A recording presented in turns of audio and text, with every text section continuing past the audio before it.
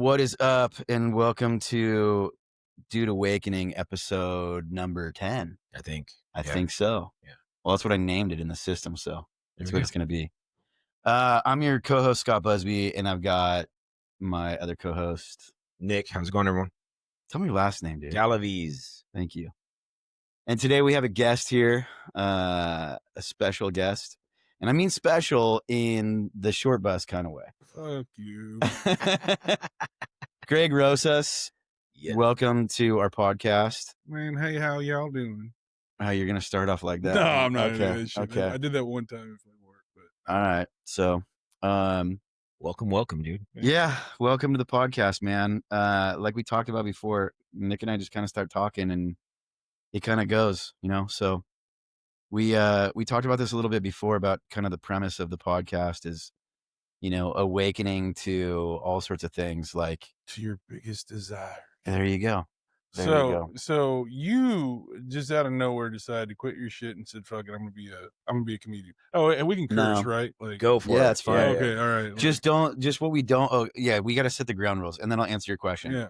Ground rule is that we don't want to talk about other people's last names. If you want to talk about people, just say their first name, but because I don't want to go in and edit the last names out, I've made that mistake multiple times when we're Oh, talking like, about our old friends. remember and he's not Yeah. and he's not the one that's editing, so he's Yeah. just like, "Oh, I did it again." Lucky you. Can we Yeah. use street names? Like, Yeah. So we talk a lot about. So Nick and I have been friends since like kindergarten, right? We've known each other over 40 years. 42 years. you guys have crossed swords, haven't you? No, Just once. I mean our swords have crossed the same battlefields. Yes. No, but Yeah. Many battlefields. I meant like when you're like little kids when you played swords, Nah. like piss, and No. No, I don't think so. But Mm. so that's just the primary ground rule. You can say whatever you want, dude. You can talk about whatever you want. This is a free for all. Just don't say people's last names. And also, so he knows, I don't talk about what I do for a living. Oh yes. Yeah. I don't even know what you do for a living, so this can be real easy. Yeah, very easy. But I just want to, like, if you were to ask me a question, I'd be like, yeah, no, I'm not going to do that. Yeah. I'll explain it like off camera all day Yes, long. yeah. Mhm. But nothing on here. So to answer your question, no, I didn't just decide. Just to give you a little bit of a background on mine. I worked for a company that was I'm trying not to say the company's name, but it was owned by a very large conglomerate. And they ended up selling our company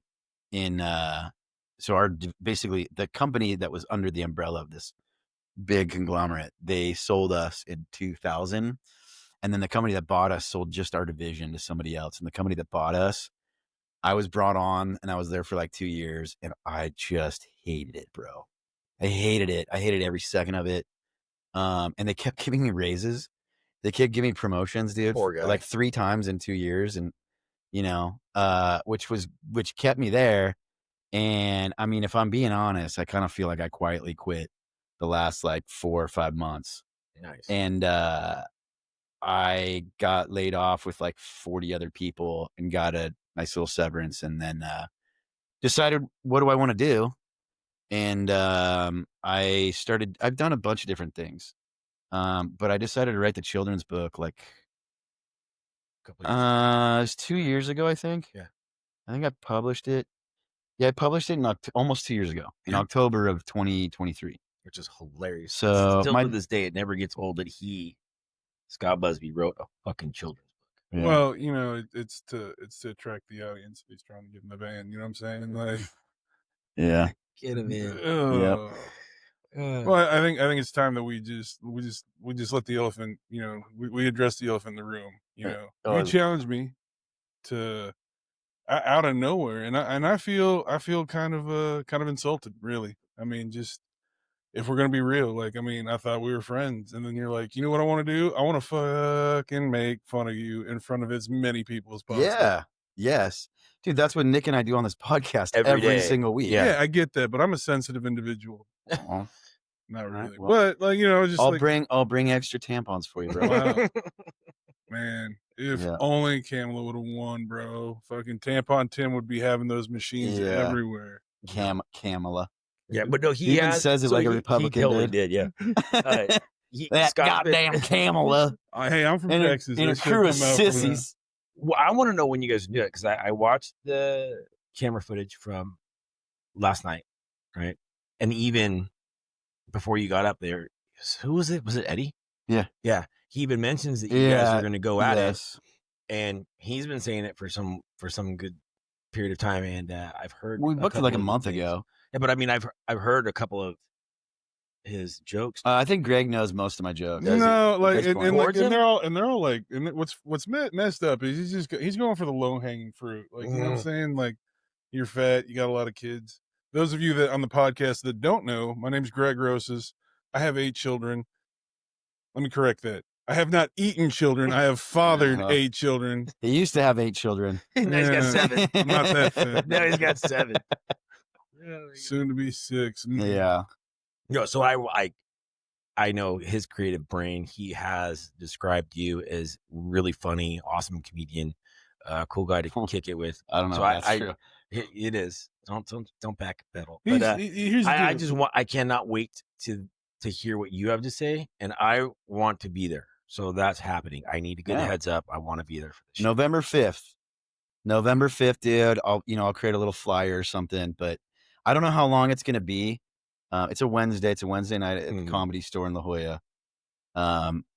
They told us to have 3 roast jokes for each other prepared. That's it. But to have more. And this guy writes like 20 fucking pages. I got 20 pages of He's material got- against you. he's And I'm like, dude, what the fuck, man? There was a period of like 2 weeks. He's like, hey, check this one out. Check this one out. He's just like reading shit off. He's got it all. He's been taking notes, bro. Wow. Yeah.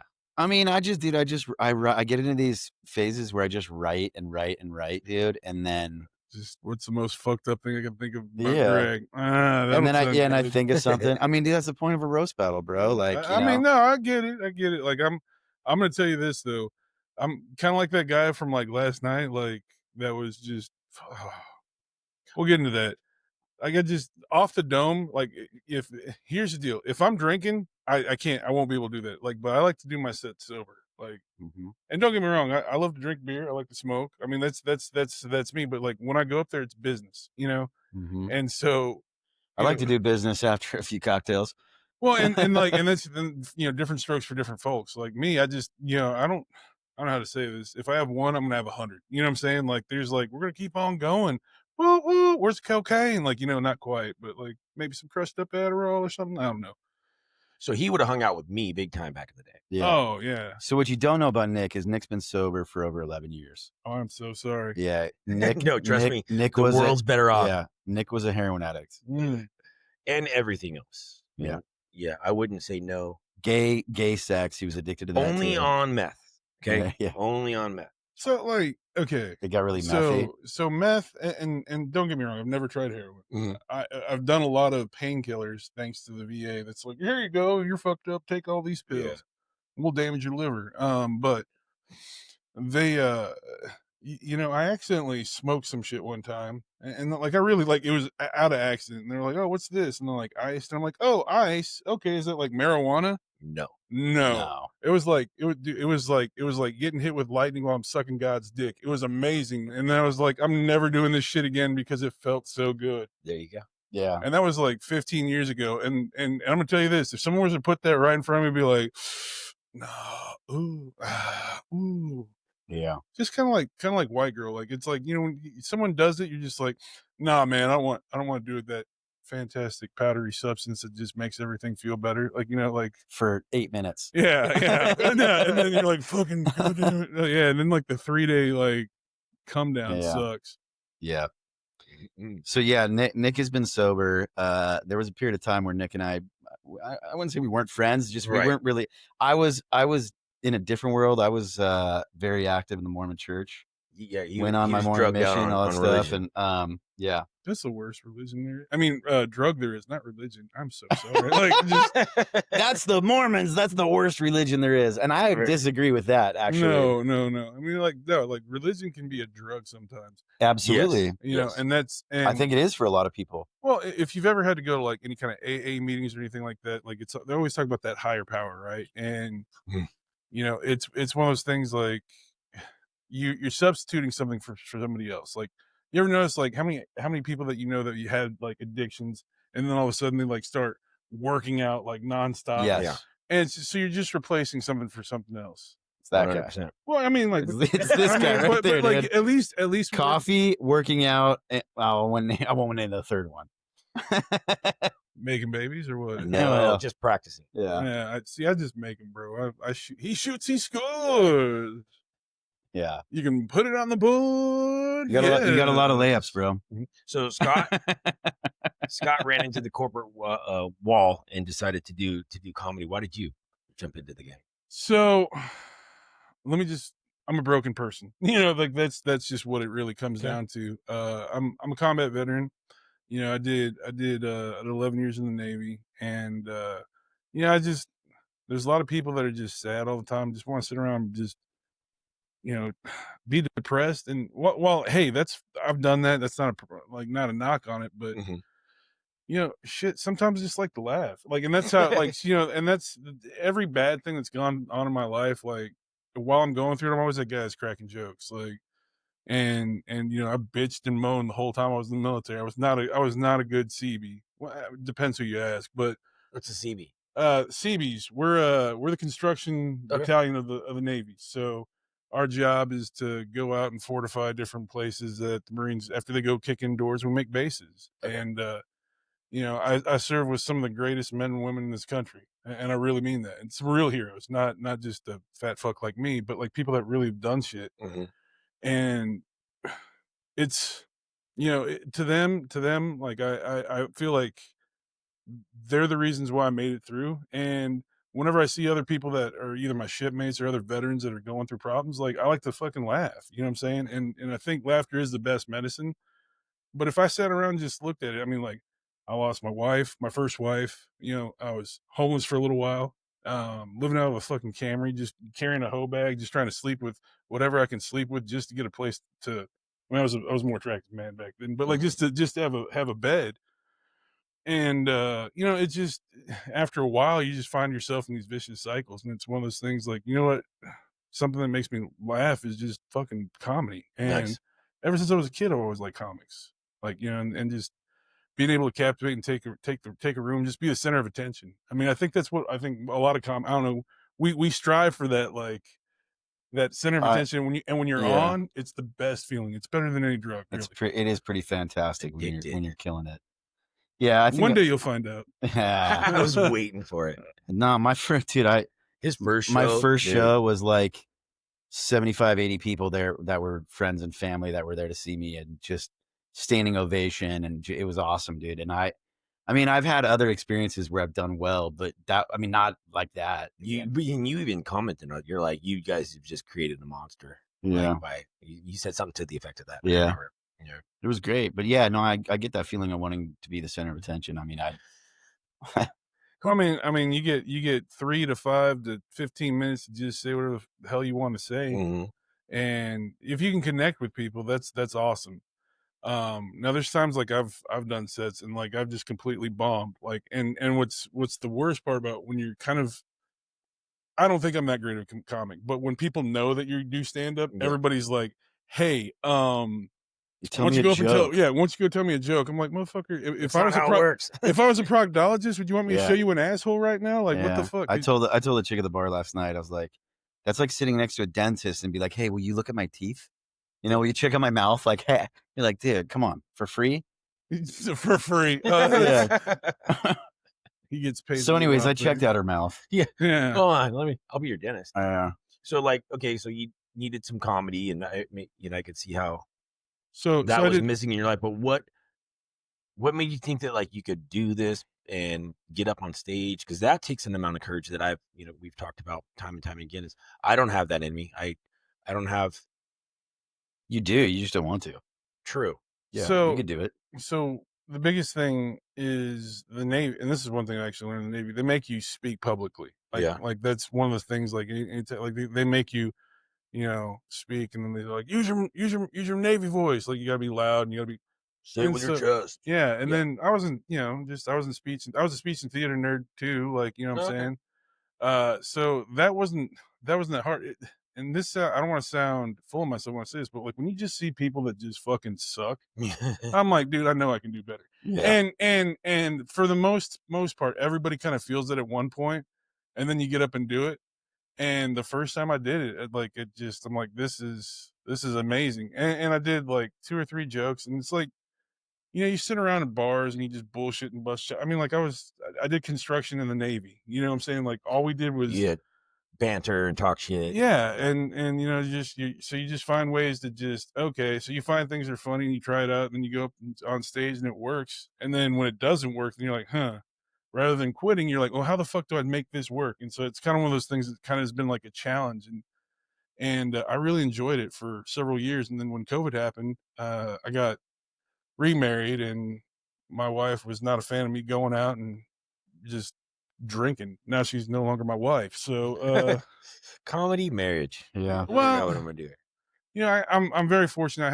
I have somebody that's real supportive of me. But yeah, I mean, it's just you got to find people that believe in you. Yep. And when you start having someone that doesn't believe in you, that's like worse than Yeah. Well, I don't want to toot my own horn, but as soon as he told me what he was doing, I was like, fucking about time, bro. Like, this should have been happening 10, 15 years ago. However, continued conversation about that. It's like, he wouldn't have had that life experience that allows him to have that stage presence now. So it's like, it happens when it's supposed to happen. Yeah, I think any which way you look at it, I mean, having the stage, like, I don't feel like I have stage presence. I feel pretty comfortable on stage, but That's what I mean by. But yeah, I mean, look, there's a lot of things from my side. Like, dude, in the church, I used to speak in front of congregations of hundreds of people. right. I spoke for an hour, in front of 400 or 500 people. When I got home from my mission, it was like 45 minutes, something like that. But telling stories and things like that. But knocking up elderly Spanish or Dominican women. Yeah, dude. Yeah. Did you really do that, or was it some bullshit? No, that's not a true story. Did you really? Dude, I was so like I wouldn't He say couldn't get it up. That's what happened. yeah. I wouldn't say Couldn't even soak it. He was just like wet Yeah, down couldn't that even bitch. soak, dude. I wouldn't say that I was like super by the rules, but I was very cautious of not making mistakes that were going to get me into trouble. Yeah. I was I was afraid of like being sent home early and like shaming my whole family. That's why I was pushing that soft rope. It was that family guilt that was keeping me from getting hard. That Yeah. family guilt's what gets me hard, bro. I'm like, Yeah, I my bet. parents are gonna be so mad about this. Yeah. Doing it. Yeah. Yep. My dad went to Vietnam. I'm gonna get this nice China lady. Anyway, I'm Yeah. sure I just need this. Anyway, Yeah. So sorry. How long have you been doing it? since 2017. Okay. But I took a couple years off, and then when I came out here, it was one of those things like it just I live in Oceanside. There's a couple places, and I was like, oh, I used to do comedy. There's a spot that does this called the Jazzy Wishbone. I'm like, all right, and it's kind of going from there. And now I'm in 3-4 nights a week, every week. I still have a regular job too, but it's just it's something that's just it gives me something to look forward to. Like everybody fucking hates their job. At least I think. Like no one's just like to work. Like I just like making a paycheck doing bullshit. I think a lot of people enjoy their job. I mean, I didn't get a lot of fulfillment out of my job. Okay. I mean, I didn't like.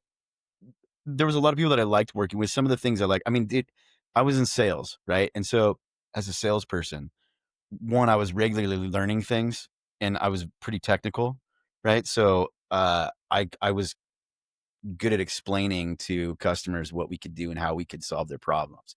And I enjoyed that relationship part. What I didn't enjoy was the bullshit corporate like stuff, like for like upper management, like, and like the company that acquired us, dude, like their corporate, like the marketing team didn't even understand the technical aspects of our products and services. And so they were trying to push us to sell things that we couldn't even do. And I was like, yeah, I'm not into that. The practical application was missing on that. Yes. Yeah. So it's like, hey, it's like, selling somebody a car that, doesn't drive or doesn't, it's like, oh yeah, well, this thing doesn't go in reverse. Mm-hmm. And we only sell quality certified pre-owned, sir. And they tell you to, that, hey, you got to tell people that this car does go in reverse. And I'm like, but it doesn't. And they're like, well, yeah, but you got to tell them that. They're like, And they're like, what do you mean it doesn't go in reverse? And I'm like, I'm telling you, it doesn't go in reverse. They're like, it goes in reverse. And I'm like, no, I know it doesn't go in reverse. And if you talk to any of the engineers, they'll be like, this car doesn't go in reverse. Right. Right. And they're like, no, it goes in reverse. So you need to sell that. to just take your integrity and throw it out the window and fucking push this product. Well, I mean, dude. Yes. And I was not into that price, right? I mean, I'm just saying, no. Sure. No, yeah. No, I mean, like, we've had this conversation before, right? So I have we'll talk about my matrix, right? So, and this is the one that I wanted to make for. This better not be the sucking dick matrix. Yeah, it is. Oh my god, there's a price, dude. No, bro, like you and my not enough, man. Because I gotta live with my fucking self, bro. Yeah, so that's the other side of the matrix. Who's gonna find out? Right? If nobody finds out and you get a lot of money, that's just a good business decision, bro. Okay, yeah, nah, bro. But he just said he's got to live with himself. That's I mean, like he already has to live with himself, bro.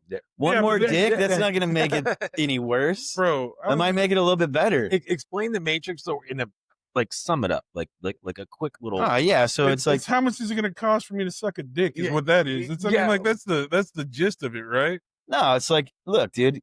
Look, I mean, okay, if you look, are we talking halftime Super Bowl? Like you got to fucking take like the whole fucking offensive line of the fucking. Bro, it's a matrix. Okay, it's a matrix. So there's a lot of different variables on there, but the main two variables are how much money am I going to get paid to do this, and the other variable is who's going to find out, right? This is half a fag shit, bro. Like I ain't gonna fucking lie, dude. Like I'm just gonna tell you. You say that right now, bro, and motherfucker, like, and when somebody shows up with $500 million, and you know what they're gonna say, and nobody's gonna know. You know what's gonna happen? This is gonna be the tagline of my local newspaper, the Abilene Reporter News, out in Abilene, Texas. Local man says fuck no to $1.5 billion because he won't suck half a dick. I think it's even gayer to not suck a dick when you get paid that much money. Like I've tried to suck my dick, and then I was like, afterwards, I kind of got that tongue on there. I'm like, it's kind of gay. Like, I mean, like, have you never got your mouth within 3 feet of your dick? Bro, no, dude. Like it was an ordeal. I was thinner. I mean, like I'm not gonna lie, but it involved one of those yoga balls, and then like nobody else being there, and I had my feet over my head, and I'm like, it just didn't know. Tootsie Roll. Like there's like 5 women in a row. He's like, it looks like a Tootsie small. Exactly. Yeah, bro. They're saying, why'd you use a Tootsie Roll? Because it's brown. That's exactly how the women in the fucking P Diddy. Dude, I was all up in that P Diddy trial. Oh fuck, I had people at work. I'm sitting here just watching this shit. Like I had people at work with earbuds in one ear listening to that shit. Wow, what that motherfucker did, and you're just like, yeah, it is what it is, bro. Dude. That guy's gonna go free, man. He's no way. Yeah. What? Yeah, he was acquitted of the most serious charges. He's still. They try to RICO his ass, dude. Like, no. It's still like it's like transportation for prostitution or something like that. But he'll get a little bit of time. He's gonna get murdered if he gets let out. No, bro. Like he's gonna have a freak off the day he gets back. Yeah. Like you know, like it's not an Epstein situation, bro. He's probably trying to buy Epstein Island when he gets out. Like I'll be on house arrest over there, fucking. Yeah, that's cool. Yeah, dude. Well, he just deleted himself. That's all. Well, yeah. I mean, he's not gonna ever be like no one. Yeah. He's not gonna return to any level that he was at. No, okay, so he's still gonna make a bunch of money. So who do you hate? Who do you hate worse? P. Diddy or R. Kelly? I'm gonna tell you dude, they're both terrible. They are, and I don't know enough about because I don't watch the news. I don't have fucking regular TV at home. I don't pay attention to that shit. I know more about R. Kelly than I do about the P. Diddy thing. To even here's what makes me mad about R. Kelly. Like him being a fucking freak. I mean, it ruins a lot of his jams. Like I legit conceived at least 1 or 2 kids to the remix to Ignition. Oh no! Like hot and fresh out the kitchen. Yeah, like that motherfucker just it slaps. It's the good kind of like get him going, and then bam, wham bam. Thank you, ma'am. To my oldest son, that's what you were conceived to. Your mom's a freak. Anyway, nice. Yeah. By the way, the camera's right there. Oh, it's right there. I'm looking at the screen. Like I can see. Yeah, they're both pretty terrible, man. I mean, R. Kelly was like total pedophile action and was like basically kidnapping these young like teenage girls. Yeah, pretty terrible, man. I mean, and Diddy was like drugging people and doing stuff to them while they're passed out. Like, okay, so is that worse than like Aaron Hernandez? I mean, dude, Murder. Okay, so what's worse, murder? They or, all go into that. I mean, murder's got to be considered worse because there's no healing from that. Murder. Here's the deal: murderers don't get fucking abused in prison. You know what I'm saying? But kid fuckers do, or pedophiles. I'm sorry. Let's use the correct term: kid fucker, pedophiles. Oh, it's minor attracted persons. Yeah. Can you believe that shit? It's so terrible. That makes me fucking. Yeah. Whoever came up with that deserves to get fucked. Look, somebody from so look, I get it because I mean, you look at there are every scenario is different, but when you're talking about kids are innocent. Yes, kids are vulnerable, and we need to protect them. And anybody that preys on that vulnerability is just a terrible human being. Okay, so when it comes to murder, kind of depends on who you kill, right? Like there are people where if you kill them, they'd be like, "Oh, thank God." You know, you kill like, you know, what happens if you kill like a father of like a family of 8, right? You know, no more wages to garnish. You know, like you're making a whole like, you know what I mean? Like, dude, but you can't come back from death. So let's kind of, this is what I'm thinking. Like, let's make a hierarchy of the worst motherfuckers in the world. Okay. So murderers, pretty bad. We'll agree right here. We'll put them like right about here. Dude, there's a reason why I'm not pedophile, a lawyer or a judge is because I don't want to do that. Nope. Murder, pedophile, and then what? What do you think is worse than that? Like mass murderer, or like rapist and murderer, or like I mean rape has got to be again. Dude, I already don't like this conversation at all. I don't because I'm like, dude, it's just. I'm gonna say my name's Greg Rosas, and I hate everybody that does anything bad against anybody that's nice. Exactly. There is a group, or you can group all of them in one box. Like you can put them all in their own box, and like that's where it's at. The box is called prison. The box is called they shouldn't fucking walk the planet. But you guys don't have lethal injection here, do you? Yeah, we do. In California? I think we had the gas chamber. I don't know if we have the gas chamber anymore, but no, we have lethal injection. Yeah, but they just get to like live out their times because when was the last time someone got the needle in? Don't even. I don't know. These are stupid questions. I feel like, you know, we do like 3 a year in Texas. We're not like Texas and like in Florida.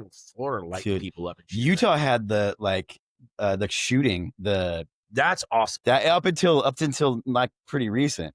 Wow. Oh, like a firing squad. Yes, firing squad. And they get like 5 guys to shoot. That way they don't know who kills them. Like that's kind of cool. Well, but what if you like sneeze right as you're shooting, dude, and you like miss? You just hit him like in the ear, and he's like, "Ow!" Oh One more God, time. this is going so downhill. What if okay, I think that's great. That should be like a funny show. A funny show of watching firing squads miss on a piece of shit that like deserves to get shot. Don't act like you've never been on the internet before. They got all kinds of those fucking videos. But usually what happens like that when somebody like that is finally at the point where they're going to put them down, like a lot of times those guys have been like in prison for like 20, 30, 40 years. And maybe they're like, maybe even rehabilitated and they're like, feel sorry about it. I don't care. I'm not saying that they don't deserve it or do. I'm just saying that, like, you know, I don't like necessarily like the suffering of any people. Right. Even if people are terrible, I'm not like, oh yeah, I'm stoked to see you suffer. Now, if something happened to somebody that is close to me, like if somebody hurt my family, you know, somebody like messed with my nieces and nephews, like, dude, somebody messed with my dog, bro. I mean, I would maybe beat them to death right there. You know, like, do you mess with my dog, dude? How dare you? Yeah. There was a comedian the other night in Hollywood that went up after me and he started off his whole set. But I'm trying to segue away from this conversation. And this is a good segue. He started off his set by saying, and he had like this really dry, kind of like awkward, almost like autistic, like kind of vibe. And he's like, autism's so hot right now. Yeah, it was a tough day in court today. You know, I had a rough day. He's like, but I stand in front of you, you know, to tell you that I'm 100% completely exonerated of 200 counts of animal abuse. Whoa. and the audience is like, nah, we're not having any of that, dude. Like, oh my God. Oh, bro. Like, they're like, dude, nobody thinks animal abuse is funny. Yeah. Like people would laugh at like child abuse way before they laugh at animal abuse, dude. You know, like you mess with somebody's dog? No, dude, it's not cool. But dude, this guy, it was actually How did the rest of his set go? Dude, it was so You're gonna have uncomfortable. to find a way to like dig out of that. No, so dude, it was so uncomfortable. And like the next topic he went on to, he started talking about Trump. And he's like, anybody here like Trump? And he's like, yeah. He's like, I don't like Trump. He stole all my ideas. Oh. That's in North Hollywood. That is fucking. Yeah, it was in Hollywood, dude. It was at the Kookaburra Lounge, and so then and nobody's laughing, dude. I would have laughed. And I started laughing because it was uncomfortable, and his delivery, and he was like so like stoic, and he's like, oh, I think we got off on the wrong foot here, you guys. You know, like, and then he went into like this bit about like eating too many cashews, and he's like, have you ever eaten too many cashews? So many cashews that you Google, like, what happens if you eat too many cashews? And everybody's comments on there was all from people that had eaten less cashews than you. And everybody's like, okay, dude. And then he went through some other jokes, but then he came back to, he goes, killing fucking dogs. No, he came back to, he started talking about eating ass. Oh, whoa. And then he goes, you ever eaten so much ass that you Google? And that I was legitimately laughing at. I was like, okay, that was pretty funny, dude. You got me. You got my funny, but he goes through the whole bullshit for the setup just to get that one. Yes, dude. Like, yes. That takes like, wow. That takes bro, it was so uncomfortable. It was so uncomfortable. It's like, dude, I'm surprised they didn't give him the light like a minute earlier. Yeah, or 3 minutes early. Dude, but it was, and then his roommate, they're both comedians, and his roommate went up right after him, and he's like, just was like on fire, just fast, quick, like really, like, you know, just good stage presence, dude, and just was making fun of his buddy. Nice. And then afterwards, Alyssa heard him say, heard the roommate say to the dude that was talking about cashews and shit. He was like, bro, I told you shouldn't have done all that coke. like when they were outside. Yeah. He's like, dude, I told you it was a bad idea to do all that cocaine. And I was, but I kind of felt like it was kind of genius, dude. Like, I really appreciate, because it was so uncomfortable, dude. It was so uncomfortable. And then I was laughing really hard at the ass. Yeah. So there's an autistic cocaine guy. Yeah. Yeah, I'm gonna tell you this: the worst experience. This actually is what made me stop doing cocaine. Is like cocaine's a good drug. I mean, like if you do it in moderation, a hell of a drug. Yeah, but you know, okay. So let me just put you this way: I'm trying not to use anybody's names, but I was out in Oceanside doing the thing that I normally do, which is, you know, after midnight, it's just let me go to an ATM machine and see my favorite man named Kool-Aid, and he's gonna give me that special powder that's just good with the booger sugar. You know what I'm saying?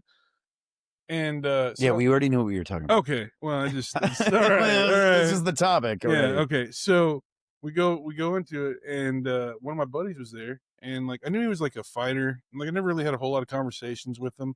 He's like, bro, I just got a big old fat sack of cocaine. I'm like, that is a lot of cocaine. You want to come to my place? And so we're just, you know, putting a plate out, like fucking just making Escobar lines, like, you know what I'm saying, Pablo Escobar. Just sun comes up, and we're talking about dinosaurs, man. Yeah. Like, you know, I'm like, bro, like you've just ruined a good drug. Because who do you think would win between Stegosaurus and Triceratops? Yeah, that's exactly, dude. Like, I was like, what the fuck? Like, don't do hard drugs with anybody that's on the spectrum. Like, I mean, like, we were talking about this last night. We were talking about this last night. I was like, you know what would be funny is like doing a like cartoon roast battle between different animals. Ooh. And like different dinosaurs, like T-Rex is roasting like Brontosaurus, you know, and you know you have like an elephant and a giraffe roasting each other, just making fun of each other for, you know, whatever. Yeah, skinny. And that'd be kind of funny. Weren't we talking about giraffes doing cocaine though? I don't know. Oh no, that was that other comic. What was her name? She was funny. Yeah, not Sarah Lee. Anyway, no, can't say last names, bro. You get to edit it now. Yeah, thank you, bro. Yeah. No, I'm not. That brunette with the evil eyes And Yeah, that likes to do magic. we know you love her. All right, so you guys talked about awkwardness when you're watching someone, but last night also in that video, there's that guy that I don't want to say he wasn't heckling, but just interfering. How often The does that dude that happen? drugged you to the front? Yeah, like how Yeah. often does that happen to you guys? Well, he helped me. My fly was down, and then one of the guys that went after Greg, like the wire was all messed up, like wrapped around the microphone stand, and he like got up and like helped the guy. Dude, he was just like drunk. Yeah, he was hammered. Yeah. Because I was watching that, and if it was me, I would have probably snapped and be like, "Bro, shut the fuck up. Do you want to come?" I would get argumentative, and he didn't see my set, did he?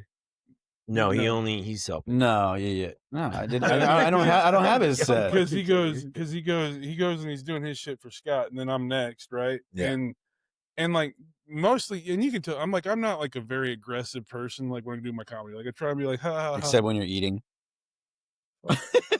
You eat while you're telling jokes? No, I don't. He's just talking about because like whatever. I'm just we're both being assholes, dude. Yeah, it's okay. So carry on. So anyway, like I'm not this way, but I was like, hey, why don't you just shut the fuck up there, guy? Nice. Like I was just like, he's like, oh, okay. I was like, you came to California from Texas? I was like, yeah. He's like, oh, so you've been here before? I was like, motherfucker, the last time I was in California was when I was defending freedom and democracy for your ass, and you slept underneath that fucking blanket of freedom, so you're fucking welcome. And he went to raise your hand. I was like, fuck you, eat a dick. And then I just kept on going the rest of my set. Yeah, he was just drunk, dude. Yeah, but it was and then there's like some other chick that was like on some fucking shrooms or something. She was just staring at my shoes and it was like uncomfortable. And I'm like, dude, there's a lot of like 21, 22-year-old girls that show up there that are just like zero personality. Yeah. Well, not laughing at anything, just like I want another cocktail. I could hear a lot of background conversations. Yeah, well, but again, your phone was back. But also the phone was like right next to the entry, and so you could probably hear voices of people that were outside too. Like, there's like you got to come down there, bro. You got to come down one of these Thursdays. Thursdays. Yes, Thursdays. Only Thursdays. Okay. Well, Greg is doing he's actually in a show there on Sunday. It's down the street. It's at the Poorhouse. Oh, it's not. Oh, that's right. It's not at Jazzy. Yeah. But yeah, Thursday nights, dude. And it's late, dude. It's like, I mean, the show goes from like 7:30 to 9-ish. And then the open mic's afterwards. And the open mic is afterwards, usually till like 10:30 or 11. Yeah. Right. So, I mean, you don't even have to be down there until like 9 to see the open mic stuff. And I mean, the shows are usually pretty decent. He has pretty decent comedians that come in. He's got a hell of a show booked in the second week of August. Oh, is that yours? Yeah. Go ahead and plug it, bro. Yeah. Well, go ahead and plug it. My name's Greg Rosas, Greg Rosas Comedy, and you can find me at Greg Rosas Comedy. Yeah, there we go, on Instagram. But yeah, no, I'll be there as well. Doing my larger set right in front of the headliner. And then, but yeah, no, it's a great place. Jazzy Wishbone, Kyle out there. I'm not gonna use Kyle's his last cool. name. But yeah, he's fantastic. He does a really good job, and I think our buddies actually covered him last night because it was his first time off in 60 weeks or 50. Yeah, he was in Mexico. Wait, that's the guy that I met at Left Coast. What's that fucking place called? It's close by. Left Coast, West Coast. Which guy are you talking about? Left Coast Brewery. That Kyle that runs the. Yeah, he goes to Left Coast for the open mic pretty often. Yeah. He's usually there like most weeks. And last Tuesdays of the month he goes to the Black Plague, and I think it's Vista, but it's like Oceanside border right there. So, I haven't been in that one. Yeah, you should. They're trying. It's a complete open mic, so you'll have like magicians, you'll have people like doing variety acts, like actual bands. But yeah, it's weird because I don't say he's like a mentor, but it's a guy that you look up to in comedy, right? And I don't want to.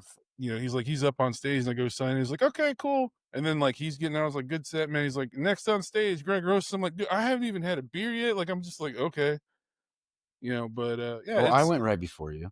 No, I'm talking about this is the last time. Whenever I'm done with Kyle Dean, it's like Kyle. Keep saying last names, fool. It's all right. I don't think Kyle's gonna care. We're talking about him. He's a great guy. Promoting his stuff. Kyle's great. Yeah.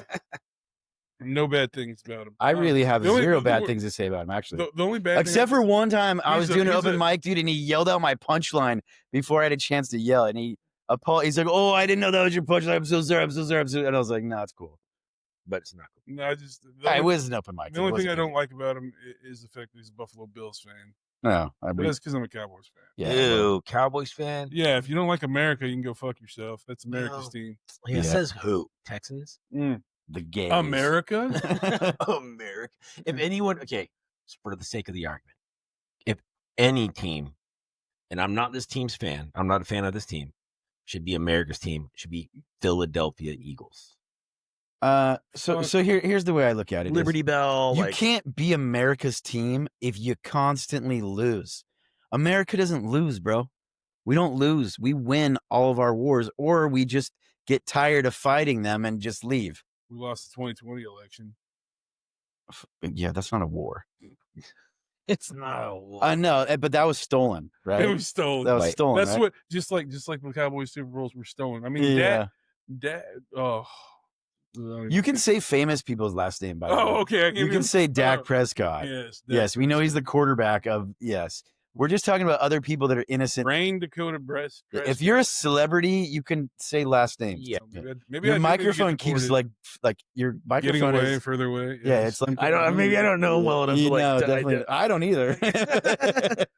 Yes, like I'm just that guy that everybody feels comfortable just fucking with. Like, but bro, look, when it was one of the nights.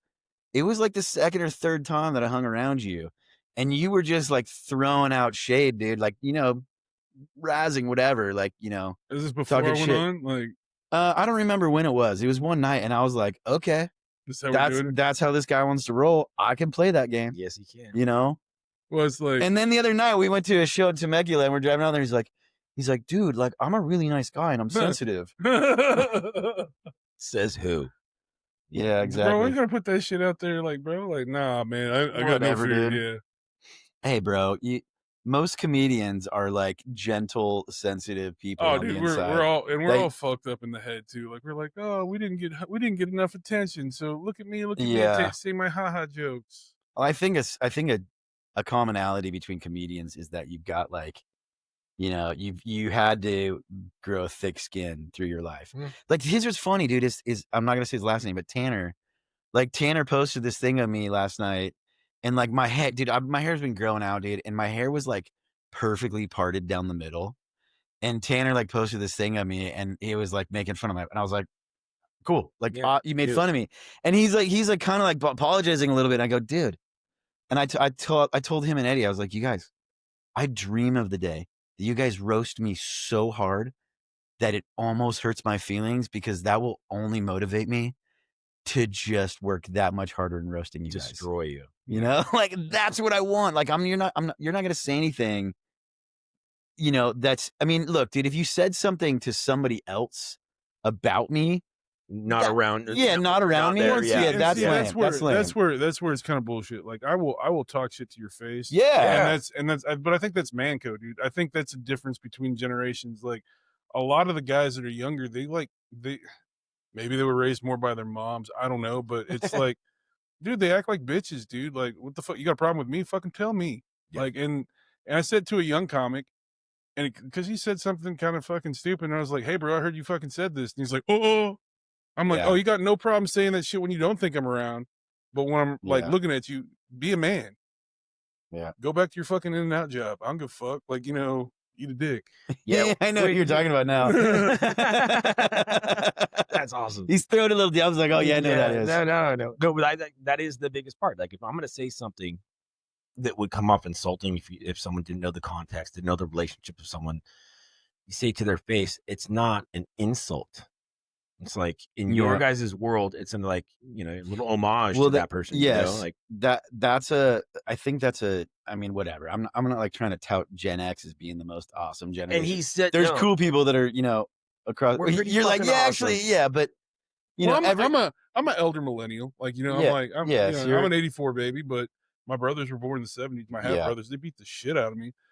And then I touted like a little bitch, and then I got my ass kicked worse. Like, it's like, exactly. I guess stitches get stitches. So. Yeah, but it's funny because I have like a group of friends that are like 10 years younger than me, like here in town, ranging in age of like 10 to 15 years younger, and it's funny because some of them I've become really good friends with over the years. And one of them, who I'm close with, was like, bro, he told me, like, he's like, dude, I did not like you at all when I first met you. And then he's join the club. Well, yeah, exactly. Because then I was like, really? I go, really? And I'm like, and so then I started telling everybody, like, when we'd be hanging out, be like, you guys know that he didn't like me when he first met me, And he's just like, yeah. He's like, dude, and I'm like, bro, it's like whatever. But the point is that he's like, no, dude. Now he's like, I know. He's like, he told me, he's like, you're one of the most honest people I ever met. Like, I know what I'm getting from you. Like, there's no secrets. There's no like, I'm gonna be behind the scenes backstabbing you. No, all the worst things that I think about you, I've said to your face. Well, yeah, minus the time that you spent writing it down. Like, ooh, how could it be more insulting? Yeah, no, I get it. But that's a roast battle. It's a performance, right. And even he's getting ready to say, yes. But I even like let down my guard or whatever and said, look, yeah, we should probably talk about it a little bit so we understand what we're getting into. Yeah, no, like, I mean, there's certain boundaries, like, but if we want to go no holds barred, like, that's the problem is like sometimes no holds barred. No, because like I know words are hurtful. You can ask any of my ex-wives this. Like I can say some fucked up, throw it off shit, and it's just like I will try and find, like, if you hurt my feelings, I'm gonna fucking destroy yours, right?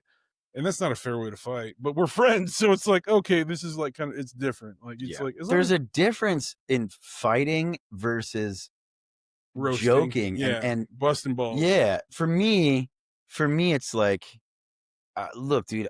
If there's no like wit or like, like creativity, creativity to it, then it's just called being an asshole. Yeah.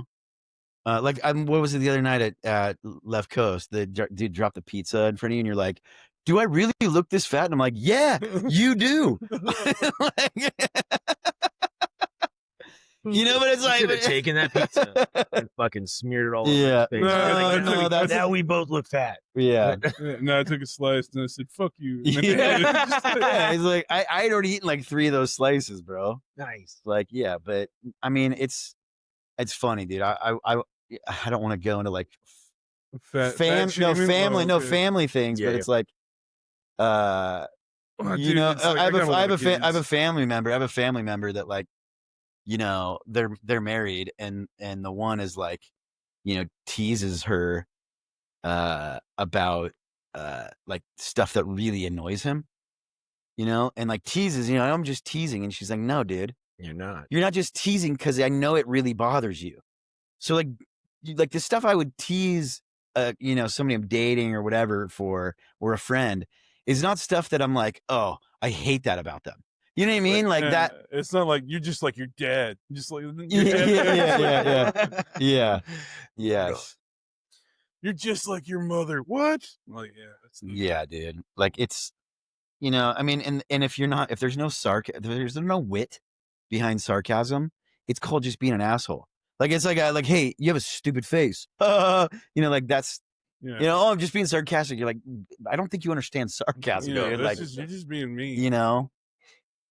But yeah. So, but if I said, like, you look like the Mexican Kool-Aid man, but instead of Kool-Aid, it's horchata, and you like bust through the wall like it's the border. Fucking no ice. I love horchata, but no ice. Dude, I've been killing with that lately, and I'm just I don't mean, anyway, but no, like, so okay, have you your girlfriend, who is a lot more attractive than you than I am? Yes. Sure.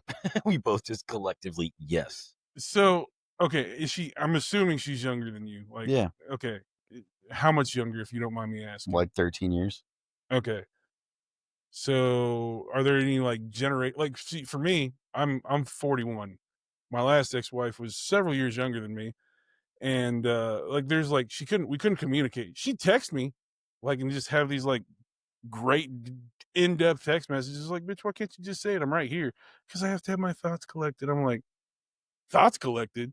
No. We can't just have a conversation? Like, just let shit fucking fly? No. I mean, dude, look, we haven't been seeing each other all that long. It's only been like 4 or 5 months, but oh, she should already be pregnant, according to me. According to you. Yeah. Oh my God. Yeah.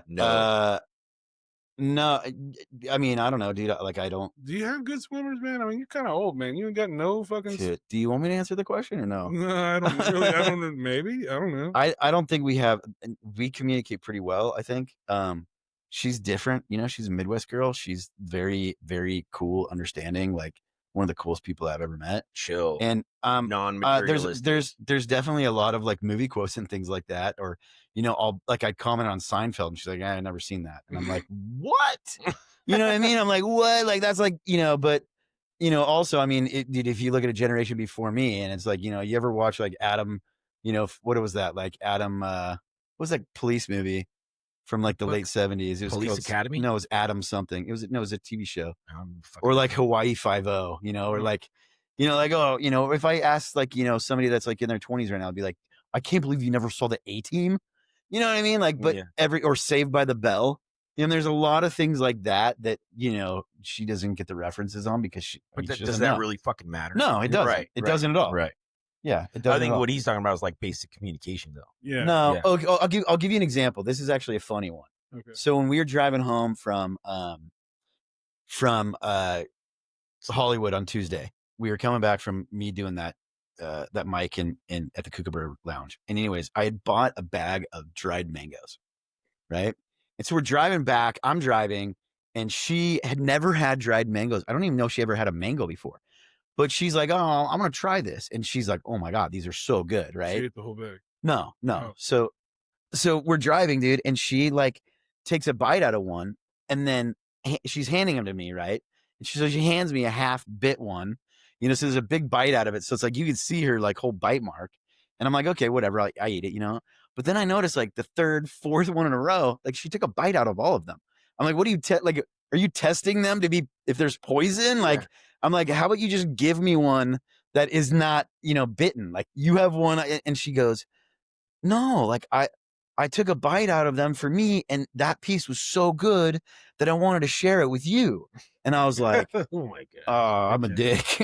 I'm like, such a dick, dude. I'm like, that was like the sweetest thing anybody's ever said. And she's just like, no, I just want to share them with you. And I was like, okay, my bad. I'd be like, ugh, gross, cooties. She's like, here's my stuff. You're like, why are you giving me your extra shit? Yeah, exactly. And she's like, no, because not every mango slice is as good as the other one, right? You know, like my girl, she tried to today. She tried to give me she ordered a club sandwich. She's like, that's so tasty. And I'm driving. She's like trying to stick it in my mouth. I'm like, oh my God, like, yeah, like I know you're, you know, I know you're enjoying everything that is California. She just moved here from Texas, so it's like, you know, it's still vacation. I'm like, I actually like live here. Like this shit's like I gotta work. Like, you know, like I know you're gonna just be at the beach, but she's like, oh, just have a bite of my sandwich. I'm like, no, I'm good. And she's like, oh, I'm like, all right, just. But you know, I like crazy women, so that's just. That we're all crazy. He's got to pick which crazy you want to put up with, bro. I like them like fresh from the asylum. You know what I'm saying? Grippy socks, padded walls. Because if they got those grippy socks, bro, you know they got that grippy box. That's the. Jesus. Oh my God. This podcast is not safe for kids. Yeah. I didn't know that it was. It never has been. Yeah. It never has. True. Which, by the way, the fact that you wrote a kid's book, like that's going to be in the roast. So, like, that's fine, dude. Oh, but how? So, let's see how well you roast me when you say that I wrote a kid's book about my rescue dog, and I give half the profits to dog rescue organizations to save other dogs. That's fantastic. Yeah, that's not how that's going to go. Yeah, you're going to roast me, and I'm going to be like, yeah, dude, cool.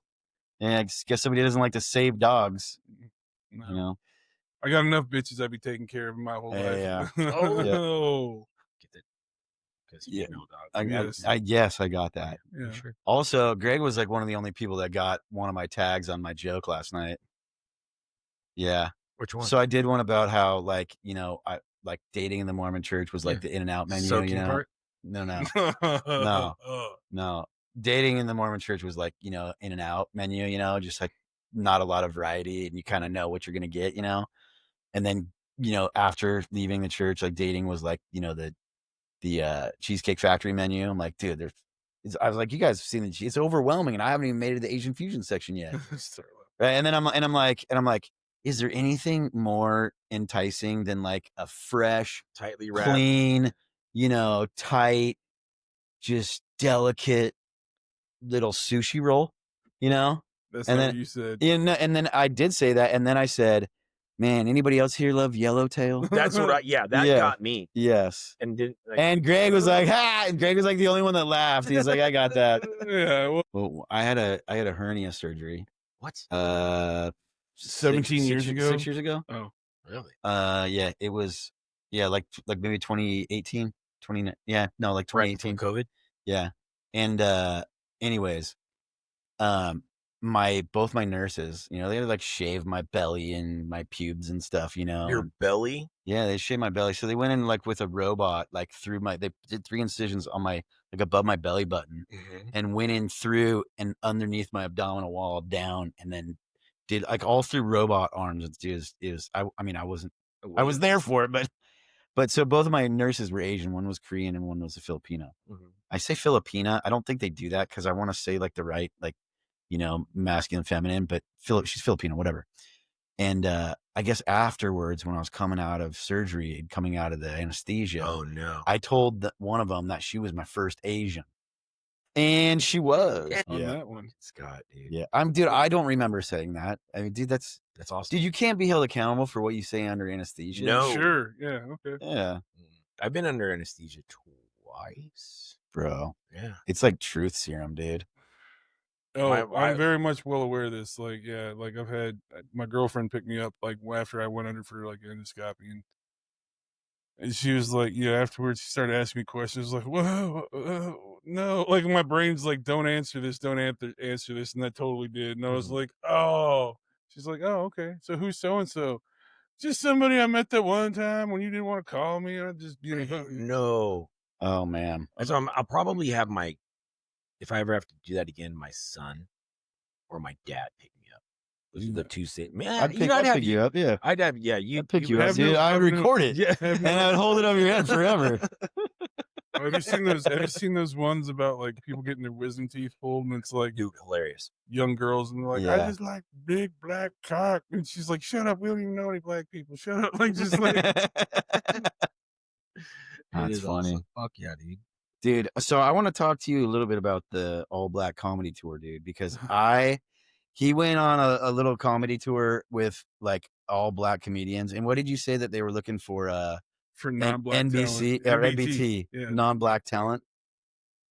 Bro, that would be so much fun being the only white dude with a group of black comedians going like, talk about getting roasted the whole doing time. comedy at just they were sketchy strip clubs in Atlanta and stuff. Yeah, sketchy strip clubs where you I really don't want to go into the name just because we kind of left not some of the greatest terms, but essentially it was, shaking ass and telling jokes is what it was. And yeah, it was. How long did you do? How long was it? I mean, I would go, I think I probably did like 7 or 8 shows with them. And this is over a period of about 9-10 months. And then COVID kind of put an end to that. But it was crazy because they're like, hey, we're going to go to, Jackson, Mississippi. I'm like, no, I don't fucking step foot in Mississippi. Thank you. Well, we're going to Atlanta. I'm like, cool. I'll fucking meet you in Atlanta. Cause I mean, I had the means to pay for me to get there. And yeah, it's just, so the promoters sometimes would not necessarily promote the fact that it was a comedy show. And because they also had like other, performing strippers there that were, talent, I guess, like the other talent, like, not us talent, but like the hot chicks. And yeah, so you're kind of going on the show doing that, and like motherfuckers would be like, hey, get off the stage, we want to see titties, like we want to, where's the midget, like shit, man, like all right, like just like, all right guys, hey, let me tell you this haha joke, and you're like, shut the fuck up, we want to see titties, like funny. Getting aroused. Yeah, guys are, well, no, and they're just like, guys were like sitting there, like, you're like, I think they're gonna start throwing bottles if we don't get off stage. Like it was that bad, but it was fun. I got to see Magic City. I got to go to Tampa, some of the world's greatest strip clubs out there too. So the world's greatest. Yeah, we talked about, like, I haven't been to a strip club since before my kids were born. Really? I mean, isn't Spearmint Rhino down the road, bro? Let's go ahead and take care of that. No, I'm good. Oh yeah, I don't. That's never. It was, don't get me wrong, it was fun. It was great when I was in my early 20s. And then even when I went, I didn't like go to them all the time. I had buddies that went like every week for almost a year type of stuff. And I'm like, no, it was fun last week. Hey, it was fun last month. Like, maybe I'll go another time. I've just never been one to spend a bunch of money.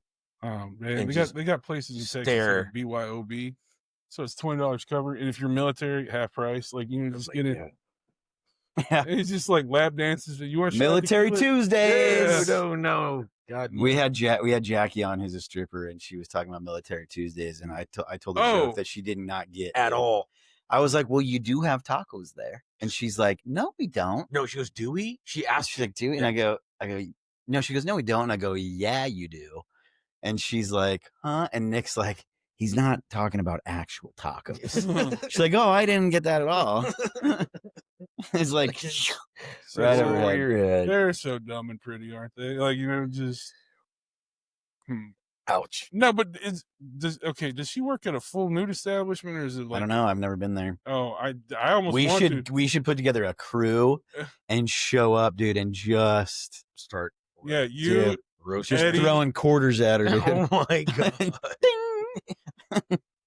Just making it hail, dude. See if you can get it in the coin slot. Don't. Oh. In between her tits, right? Sure. Yeah, no, that's a whole lot there. Yeah. I mean, from what I admittedly so. But yeah, dude. No, that would be funny if we all like, dude, hopped in like a party bus, bro, and just And she was the entertainment. Yeah, what? No. You got any vans down there, dude? Actually, yes, I do. Yeah, we can make that happen. We get a van, dude, and we need to start doing a little party bus. We went in a party bus, me and Cy and Eddie and Tanner and have they been on their the other show buddy. Tanner has. Okay. Yeah, Tanner's been on the show. Tanner was like episode 5, I think. Mm-hmm. But we haven't recorded. Like last week, we recorded episode 9, and then before that, I don't think we had recorded. We'd recorded like 1 in like 2 months. So okay. But yeah, I mean, dude, I started making this desk, and like it was bit off way more than I could chew. Dude, he went tweaker on it. Yeah, it's a great desk. But the new desk is going to come in here, and the way it's going to be, well, I'm going to be able to move it around. It's a lot lighter, but it's going to come like this. We're getting the deep behind the scenes. Yeah, so it's going to come this way and this way. So Nick and I will sit on either side of it, so we could have like 2 guests, So. Okay. And this will be the casting couch. Yes, essentially. Stains. Yeah. Welcome. So, what made you want to get into adult acting? Yeah. Like, aren't all adults that act in adult acting? Well, no. Okay. Well. So bigger couch. It's you ever have people that are just like in your life that are just fucking liars? Yes. I mean, if I'm like just looking at Nick. Yeah. So I used to work with somebody, and I'm not going to use his name, but like if anybody knows me that will hear the story, they'll know instantly who it is. But there's this guy. Collectively, if you took all the stories that he has, he'd be 175 years old. He's like 52. Like, you know what I'm saying? Like, like basically he was in the Marines, which I can see that, and he's like made some claims that were not necessarily verifiable. So I'm not going to get into him on that. But like he played football for the University of Texas allegedly. I'm like, oh yeah, what year? Because you can Google that shit. Like, yeah. Oh no, I wasn't there for picture day. I was like, oh, you weren't there for picture day or the roster day or accumulated any stats while you were there? It's like Gavin Newsom, bro. He said that he played baseball at Santa Clara College, I think. Didn't even have a baseball team? No, they have a baseball team, but he was very much not. I think he was maybe like practice. I think he might have like practiced with the team one summer or something. But he boasted about it. Anyways. Yes, same kind of thing. You mean Governor Goodhair? You mean tell me that Governor Goodhair? Yeah. Wow. Oh, dude. Just the quaffed on that guy, man. That guy's a sleaze. Bro. I worked with a guy. Just nothing. Yeah. I worked with a guy that his age, again, like you're saying, like, you're 52. And like, that doesn't add up. And he was trying to say that he saw the United 93 plane before it crashed, right? He's saying that he saw that. Okay. And he's telling a timeline that also contradicted another story of his. Oh. And I was just like, well, wait, you said that you were like in a boys' home type of a thing. Yeah. during that time. In my head, I didn't say it out loud, but I was like, I ain't fucking gonna bother with you anymore. It was just so stupid. Well, and so what sucks is like when you have those people that are like that, and you can't sometimes you can't just cut them out because like you have business with them. You're just like, fuck. Yeah. Mm-hmm. Okay, and he's a hell of a guy. It's just one of those things like just none of his shit adds up. You want to talk about like me being married like he had a marriage annulled because he was already like married to someone else that never got divorced. Went through the whole shit like the Tinder swindler. Yeah, I'm just but like I mean, and if you saw the man, you'd be like, damn, Greg, you look attractive compared to this guy. Like I mean, just but.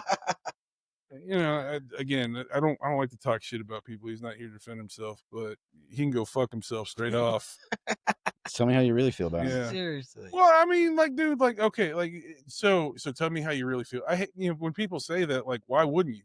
Like, if you have an opportunity to tell the truth, like, why wouldn't you tell the truth? Yeah. If my truth happens to be kind of a little bit of an assholistic nature of the truth, so be it. Yeah. If it's the truth. Yeah.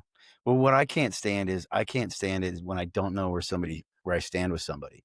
Like, dude, and Nick and I both make fun of each other all the time. Yeah.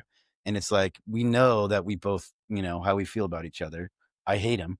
Yeah. but just on Fridays. Yeah. But no, but it's like, lovers quarrels. Yeah. Okay. But it's like, I think there's a level of like, and I'm going to use the word intimacy, not in a sexual relationship way, but I mean a level of like. Are you breaking up with me, dude? Yeah, there's a level of intimacy in the sense that if I feel comfortable enough around you to break your balls, like that's like it's almost like saying, "Hey, dude, like I feel like I have that kind of a friendship with you already." That I feel comfortable doing that. Right. Like trust, loyalty, all this there. No, and that's fair. Like, like to me, I feel like whenever you're genuinely emotional, caring friend, I'm like, you okay? Like, what's going on, dude? Like, did your chick break up with you? Like, what's going on? Like, something's up if you're not kind of giving me a jab. Well, because that means that my brain is not functioning normally and there's something that's weighing on me. Your brain never functions. Well, true. I mean, normally as in like how it typically functions. There you go. Well, let me or doesn't function. Let me ask you a question. Like, if you're going through some hard shit, you want people to continue acting like normal around you, or do you want them to notice that you're going through something? It depends, man. I think I mean, I don't know, dude. Usually when I'm going through something, I usually just try to like I tend to like, go inward, yeah, and I just want to kind of be away. I don't want to I don't want somebody to trigger something that's going to like make me lose it. So I just kind of, just go inside. I'm the same way. Like, don't talk to me different. Like, like I've had some health issues come up every now and then. I know, me being the vision of health that I look like right now, but no, and people were like, "Are you okay?" Like, motherfucker, you called me an asshole like 2 days ago. Just keep calling me an asshole. Like, I'm gonna be an asshole till the day I die. And the way it is, like, assholes, we live forever. You know what I'm saying? Like, I'll be that 103-year-old motherfucker, be like, that fucker finally died. Yeah. Like, that's gonna be like, that's it. Like, that's my revenge, is just outliving everybody. Like, my revenge. Yeah. Got you. Well, I think there's a level of honesty in being an asshole, not just with other people, but with yourself. It's like, dude, if you're the kind of person that can dish it out, but you're like can't take it, not okay with taking it, then I'm like, dude, come on. No, I can take it. Like, now I will say this, like, sometimes it hurts, but here's the deal. Being an asshole is very important. Like, everybody says, what's the most important part of your body, right? Is the brain that controls everything, is your heart that puts your blood. If your asshole isn't working properly and you just get backed up with shit, you get septic. You're gonna die. So people underestimate the importance of an asshole and how it pushes the shit through sometimes that you need to get through. And then when you got a bad asshole, it leaks out, it's a problem. So people really need to just appreciate the good assholes that are out there. So my name's Greg Rosas, and I approve this message. Yeah. Greg Rosas, 2028. Yeah. Assholes for life. Oh, man. Assholes. Well, we were talking about something earlier before you came over, Greg, and I don't know. Whatever. Segueing into this topic is from an asshole. Yeah, no.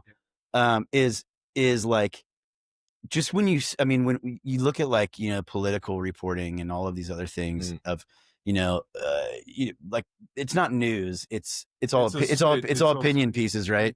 And one of the things that I brought up to Nick was that like I think that everybody has a very different perspective, like your life experience, what you've seen, your childhood growing up, your family life, like your relationships, your friendships, all of those things go into how you see the world, right? And same with Nick, same with me, right?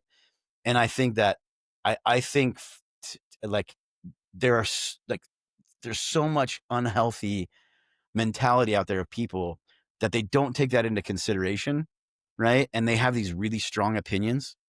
And my personal opinion is that who the hell am I to say that my perspective, my life experience is better or worse than yours or more or less accurate, Right. right? Like I know that mine is incomplete.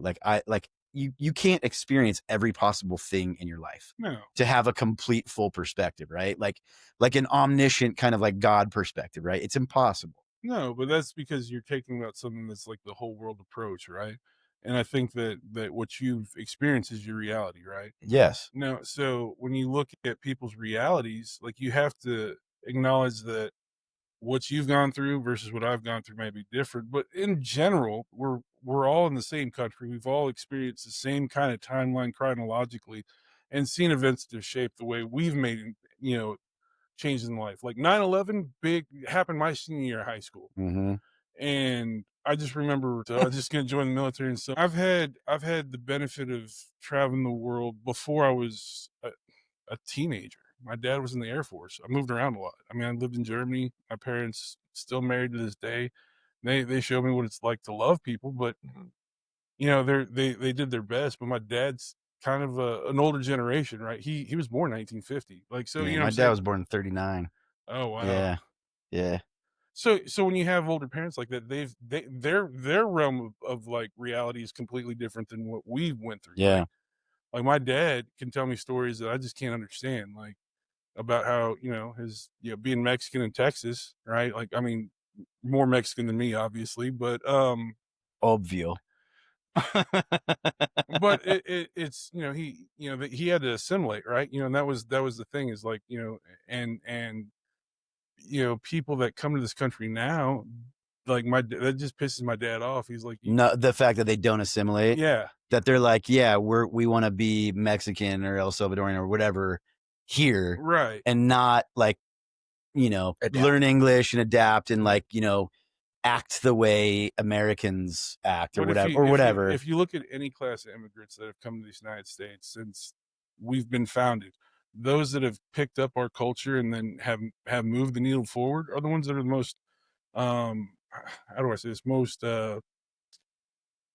successful, I guess, for their families. Like, I mean, you look at, and as much as people don't like Indian people or whatever because they all they do is they own shitty They're the hotels. wealthiest They class are. in the United States. Yeah, and the reason why is because they have a firm work ethic. They do this for their family. They buy into the American dream. They They're have motivated. something, and then they get their kids to be educated properly in channels that Yeah, do better. they're Indian dad's like, you cannot be faggy little comedian. You have to be doctor or engineer. Yeah, That's Only it. options. That's fucking basically these are your two options. Yes. Yeah, and that's You want to eat dinner, you have to become doctor. yeah. And that's something that's awesome. Now, for whatever reason, a lot of I hate going down this road, but for a lot of like people that come recently from Latin American countries, they're taking menial jobs, like, and which there's a need for, Yes. but then like their kids are kind of shitty about it. Like, you know what I'm saying? Like, Well, it's like, so I think I've thought a lot about that actually, and I think what happens is you have like first generation people that come here, and yeah, they like, for example, an Indian family might come here, and they usually, I mean, it's not like they're like, usually Indians are coming here and like just walking across the border. Like it's a little bit harder to get here from India than it is from Mexico, for right, example. But also, you have really educated people that are coming from places like India and different countries certain, in Asia, like, but even still, I mean, you have similar things with people like Vietnamese and Cambodians and Laotians and like kind of like southeastern Asia and stuff like that. But I think what you find in that, I think you find some of the same stuff with some of those people is when they come here and they're just doing whatever they can to get by. Oftentimes they're working multiple jobs, and so their kids are not really, they're not around. right? They're not, the parents aren't If really they're if around they're because they're working so and if much. they're not working in their father's store learning that ethic, then Yeah. they're getting And raised by the woke bullshit that's being sure. pushed. And so I think that's what's happening, but I don't put the blame on them for that. I put the blame on America for that. Right? It's like, first of all, we have allowed, I mean, I think it's part of, the American like immigration policy of just allowing these borders to be porous like that and allowing so many people in, because it is benefiting American businesses to be able to have cheaper labor, right? And that's not cool to them, right? So you're putting these people in situations where they're undocumented and they have no options, right? And their options are, I can have this job with this guy that's going to risk his business to pay me half what he would pay a white guy that does, half as much work, right? And so you have that kind of shit, and it makes it very Can, hard. can I say something though? That's kind of a myth. As a guy who had a business and hired migrant workers, you pay them the same, and the reason why is because they work 4 times harder than the average American. Okay, so fine, but So for you me, pay them the same, so but for me, it's but the if they same. had if they had documentation and they were that good of workers, they would be making even more somewhere else, Right, but they don't right? have the opportunity But to that's do what so, I'm and that's saying. what you give That's what them. I'm saying is, like, let's say, okay, so let's say you're a contractor, right? And you've got guys that you're paying $30 an hour Okay. that are, Hispanic dudes. Like, I mean, my brother-in-law owned a landscaping business for years, and he had Hispanic dudes that were like awesome, right? That worked for him for like decades, right? Amazing workers, great guys, just every day showed up and just did their job, right? Like, you know, those guys that are getting paid, whatever, like they might have some white dudes that are like, most white people don't like go towards those kinds of jobs, right? Typically, the ones that do are very specific, you know, group of people, that are into very certain things. I'm trying not to be like Judgmental. yeah, but I mean, I'm just being realistic. Like, it's like that.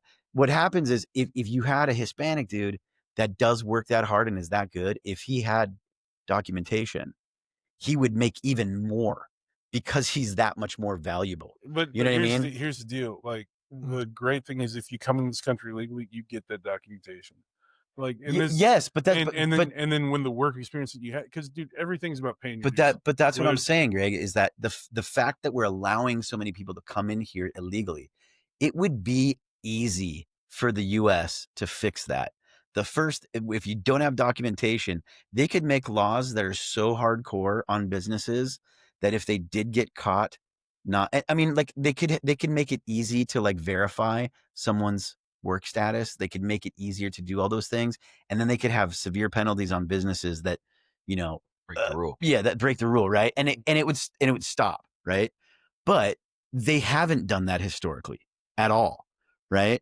And like I look at Obama's immigration policy, and I look at Biden's, I look at Trump's. I don't like any of them. Look at right? Bill Clinton in the 90s. The one thing that people don't realize is the Democratic Party for a long time. Dude, Bill Clinton would be considered a right wing today. Right. And that's the deal. Like I don't know what shifted in American politics that the Democrats have decided, like, oh, I don't know if it's so they can gather a bigger voting base by, having these, you don't need any fucking forms of identification to vote in a US election, let alone be a US citizen. Which is, that's racist, because those people are not smart enough to go and get an ID. And it's like, come on, dude. Right. No, that's stupid. But They're plenty smart enough. They're, it's just, some of these people that are undocumented here are extremely intelligent. I mean, I'm friends with a lot of them. I have friends that live right downstairs that are amazing. I should probably. I'm not trying to tip off ice or anything. That's the last thing I'd do. But You just did. yeah, well, this is only recorded. This is not public knowledge yet. So. Yeah, we'll edit some of that out. Yeah, but you guys went down a whole political rabbit hole when you were just going to try and talk about people's perspectives. Yes, based on learned experiences, and that's fine. You guys sorry. No, it's okay.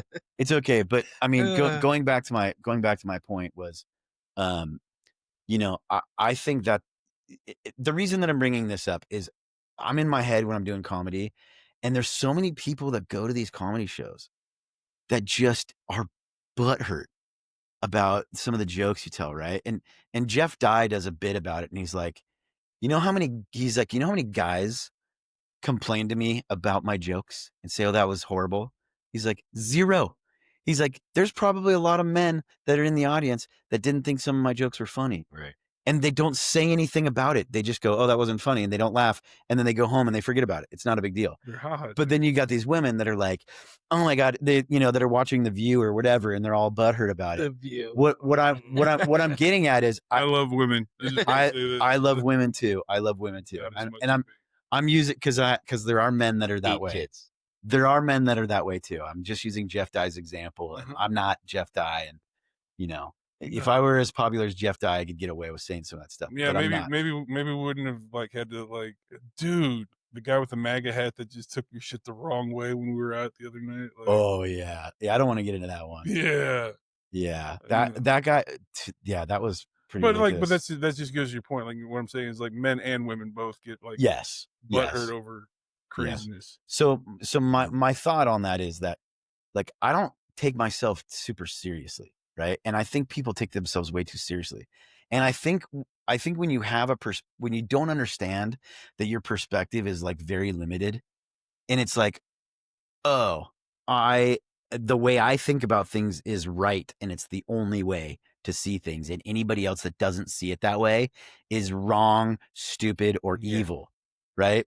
And so I think that's what we run into with comedy, and that's like, for me, I'm like, having to get over that and be like, you Well, know, and that's the one thing I will say that I've had to adjust the most is coming from the South, Texas. Like, you know what I'm saying? Like, just there's different things that we find funny that people get straight up offended by. Like, yes, and that's, and then and same way too, both ways. Like when you go way left to people that are very, very right, like I mean, it's the same. The further you go on either side, the stupider you get. yeah, and so like Literally, No, I believe you. well, I that's Yep. that's why I always try just Yeah. to appeal the masses, but I am who I am. Like, like you can't hate on me for my what I say about me because this is my life. I'm telling you exactly like, and that's probably one of the things I can say that I've done more is I've just acknowledged and owned just who I am. yeah, And that's you can't not be genuine in this, at least in this art form. At least for me,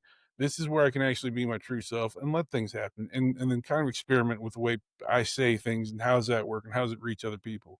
Because at the end of the day, we're trying to elicit a response, hmm mostly humor and mostly happiness. But sometimes, like, if you just want to be, I can say some of the most dark, throwed off stuff in the world, but what does that gain you at the end of yeah. the day?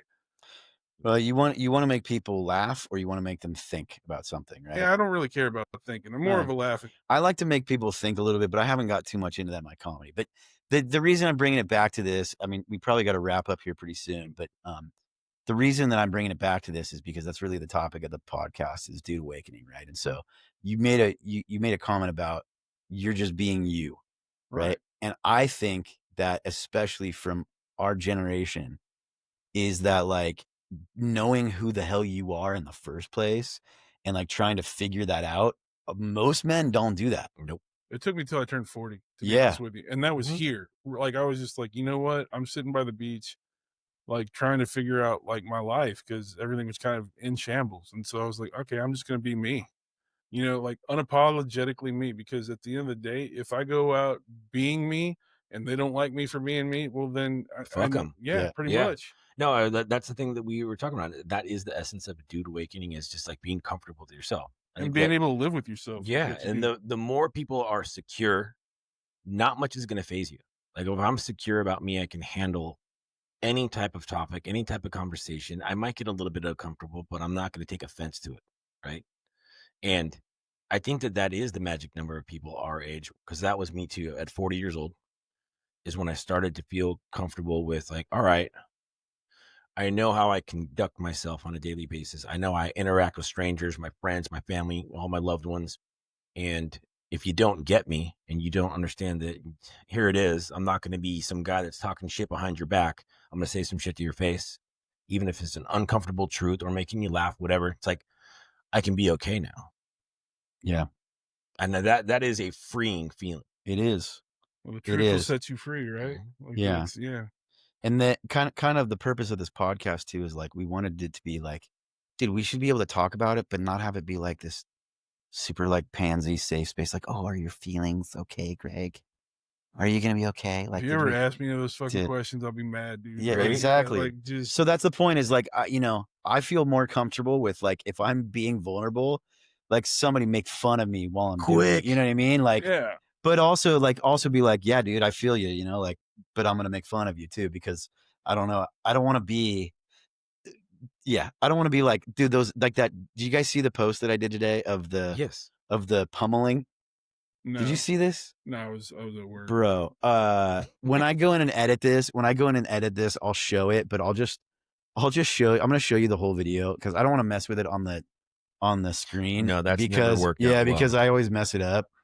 But here, let me show this shit. I'll show you the. Here, I'm gonna show you the original because I don't want to. Anyways, this is so it's called pummeling, dude. Sure, like this is. Think about men sharing a nonverbal space with each other as extremely connective, and this is a direct way to practice more of that. This is how we warm up for a podcast. It's like tickle fighting, bro. Like, I don't know. Grappling like this that just reminds us of play. You know, being in a relationship with another man, testing the limits, testing our edge, testing our bodies, and doing that with another guy can just be edging. liberating. One of the reasons that we're doing grappling is because we want them to have a nonverbal, really primal way of connecting with each other. You're watching some awesome guy time. When we do this, something just switches on male in bonding to get out of their heads, to get into their body. That just reminded me of old bit days. He's like, who wants to wrestle? Like, you know what I'm saying? That's like, it. That's what it's like. Let's continue to grope each other without touching each other's dicks. Dude, this is like a gateway drug to butt stuff. So, anyways, and for the podcast, I'll pull it up and I'll just play it. You know, like, but anyways, it's called pummeling, and I'm like, dude, bro, I would rather maybe even like just cuddle and watch a movie with you than do that. That is like pretty bad, dude. It's like tickle. It's like, we're going to play tummy sticks. You want to play tummy sticks? Like those two dudes, they're like all laughing. And I was like, bro, stop, that tickles. Like, I was like, so I made a post and I put that and I was like, I'm watching it. And then I played the clip of, the Community, the Asian dude where he's all gay. Yeah. I was like, dude, this is terrible, bro. This is terrible. Yeah. It's so bad. I wouldn't cuddle with you unless we were like in an ice storm and needed some body heat. I have I have a dude that's a good friend of mine. His name's Fernando, and he like he'd always be like, "Hey, bro, just chill out on my couch." I'm like, "No, man." Like, he's like, "No, you can't drive." Like, "No, like I'm good. Just take your shoes off, man." Like, no, like, what the fuck is going on with this shit? I said no. Like, I've had somebody act like that too, and I'm like, dude, are you trying to like test me to see? I mean, like, I ended up spending the night, but it's like, did I unbutton my pants? It worked. Yeah. Then 9 months later, I realized I'm in a relationship. Yeah. Done. That's like my buddy that's gay, you know, and I used to let him like go down on me, you know. and then after like a few months, he's like, "All right, so it's my turn now." And I was like, "Bro, you got this all wrong, bro. I'm not gay. I'm not gay, dude." And he's like, "What are you talking about? We've been in a relationship for 6 months." Like, no. Agree to disagree. Yeah, that was he wants to get out of here. Yeah, that was a joke. No, just take your shoes off, bro. Just wait, why can't I open this door? It locks from the outside. Yeah, it's on a timer. I'm gonna get you a drink. Yeah, Baxter, because he knows what's coming. What is that, dude? There's a baby crying outside. It's not mine. It's not mine. I normally shut the door and put these like sound dampening curtains, which would make it a lot better, but it's warm and I don't have AC because I live, a quarter mile from the beach. Yeah, in California. No, if you go 3 minutes inland, a couple miles inland, it's like, okay, you need AC. San Juan, yeah. Yeah. I mean, even up in like Talega, you'd need it, dude, because it gets so much hotter. It's so fucking Californian right now. Like, yeah, bro, like we just get on the 5. Yeah. We are Californian. I know, but we are. I didn't realize that we have an accent. Oh, bro. What? Yeah, we have an accent. Everyone has an accent, Scott. Dude, I don't know if they can hear the baby. I think they can hear it just fine. I don't think so. And they're letting it No, I mean like No, I mean our audience that is not listening to us right now. Yeah. Cool. Yeah. So but yeah, that's going back to it, that's the essence of Dude Awakening, bro, is like be real. And I think comedy, like being a comedian and going through this process, like we talked about it the other day, man. It's like I'm trying to figure out, like, dude, people don't really. I rub people the wrong way when I first meet them very often. Greg's like, "Oh, you don't say," He's like, and and it's like, but after people get to know me for a while, they're like, okay, like that's just whatever. But I used to say this man looks like he used to fucking play Duke lacrosse, and he's like, "Stop saying that shit." Like, just... no, I don't. When he was a Mormon, for sure. Yeah, but but I'm trying to figure out, like, dude, you gotta get the crowd on your side pretty quickly. Oh, like my jokes, like racist, sexist people, they're like, oh, this guy's great. Oh, you know what I mean? But like, you do well in Orange County, like like this. No, I think my stuff would be even better in Texas, dude. My comedy would be way better. Yes. The problem is like all the flakes from California are fucking moving to Texas now, and so it's like they're California. It is my cousin. My cousin moved to Austin a couple of years ago, and that's the People's Republic of Austin. Yeah, that's not Texas. Like that's a little. They're all cruising out there. Yeah. So I could see why. Yeah, I mean, well, yeah, dude, the cost of living is. Yeah, well, like I even talked about it with my boss. If our company opens up shop in Texas, like let me know, because I want to take one of those. Yeah. Greg's about to move into like a 300 square foot place and pay like $800,000. Yeah, like $6 figures a year for it. It's brutal. Yeah, it's oh I man, miss Texas sometimes, but all my exes live in Texas, so I'm good here now. So there you go. Well, yeah, we can wrap up here, man. Greg, thanks for joining us, bro. Hell yeah, appreciate having you on, man. We'll I'll probably get around to editing this episode in like 6 months. So I'm gonna try and start editing some this week. No, let's try and get it before our roast battle at least. Yeah, that's good. Yeah, you're right. Maybe. Well, I'll be able to do it in the next month. Okay. So we've got 3. We only have 5 episodes that we've actually published. So and this is episode number 10. Great. So we have some backlogged, and but we'll spend Saturdays, Sundays the next couple of weeks. Yeah, maybe. We'll see. Yeah, we will. So fair enough. But yeah, man. Pleasure, guys. Thanks for joining us, bro. I'm gonna turn this off right now. Guys, have a good one. Later.